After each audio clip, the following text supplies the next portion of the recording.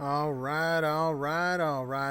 What is going on, everybody? My name is Pete, but you probably already knew that. But in case you didn't, you guys are watching the one and only Paid to Drive and Paid to Drive Vlogs, day number 1154, coming at you. If you are a delivery driver for apps like GrubHub, DoorDash, Postmates, Uber Eats, or any of the others, you should definitely be subscribed to this channel with all notifications turned on. That's right, everybody. Hope everything's all right. And of course, let's get 150 likes or 100 likes on this video. That would be cool. So, I wanted to share this article from Bryon, Middleton about DoorDash. DoorDash is hiking customer fees to pay for a law it helped write. In the months since a coalition of app-based gig companies successfully passed Proposition 22 in California, exempting themselves from reclassifying their workers as employees, DoorDash has been silently passing costs onto consumers. The company-funded Yes on Prop 22 campaign claimed that not passing the ballot initiative would result in higher prices for consumers.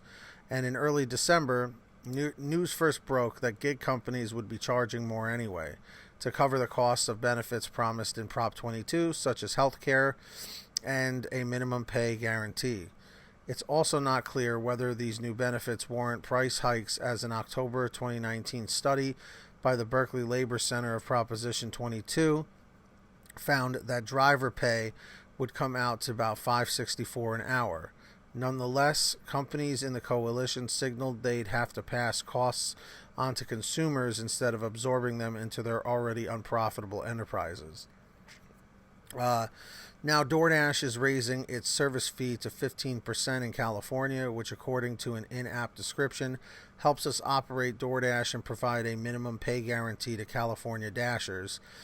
Service fees are, according to DoorDash, also calibrated by market demand, and Motherboard has seen receipts where the service fee jumped as high as 21%. You guys still with me? A DoorDash spokesperson told Motherboard that the company is raising fee percentages for orders in California to cover Prop 22 and is keeping a close eye on the impact of these various price hikes and fee increases, adjusting them when necessary. It's important to remember, however, that for DoorDash and other companies, that usually means when a policy is affecting the gig economy schemes to realize previously illegal profits.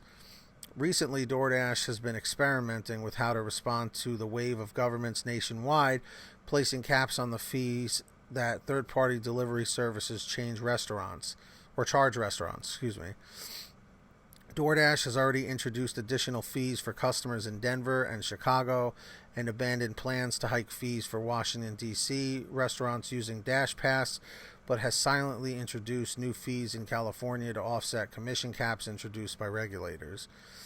DoorDash also has a history of passing the cost of regulation onto customers. In November, San Mateo County introduced a 15% commission cap, which DoorDash responded to with a $2 San Mateo County fee. In September, Fresno's City Council introduced a 15% cap to help restaurants struggling during the pandemic, leading to DoorDash adding a $1 Fresno fee on orders in the city.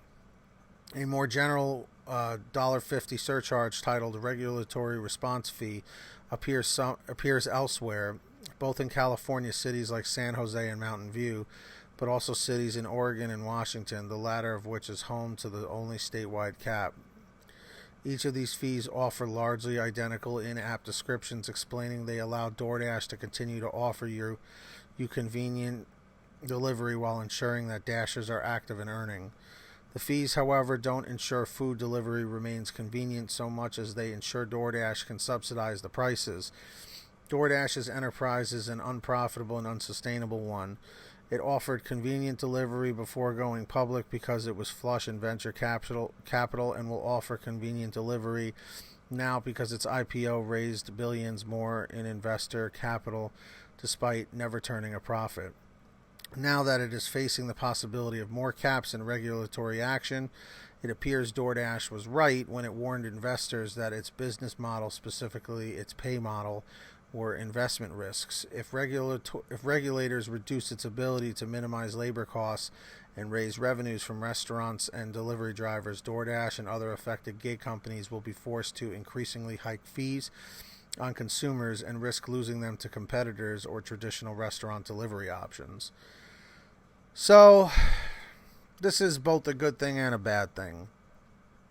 Good, I guess, because I feel like the customers need to cough up a few extra dollars every now and then, especially if it benefits the driver.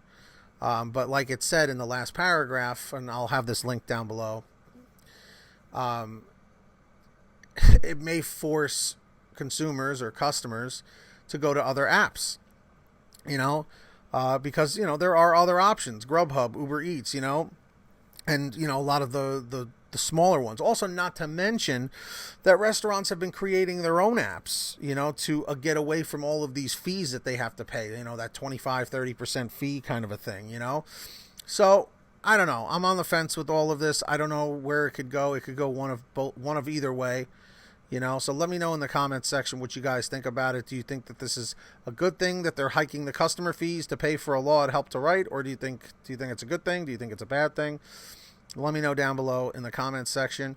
And of course, I do want to take this time to thank all of our patrons over at patreon.com/paytodrive, especially Millard Norton, our ultimate driver at $100 per month.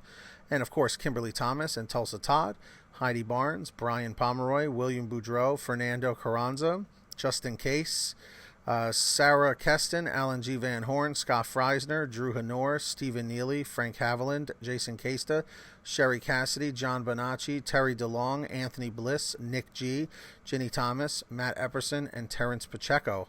Thank you to all of you for supporting the channel. If you would like to support the channel on Patreon, links down below in the pinned top comment and in the description.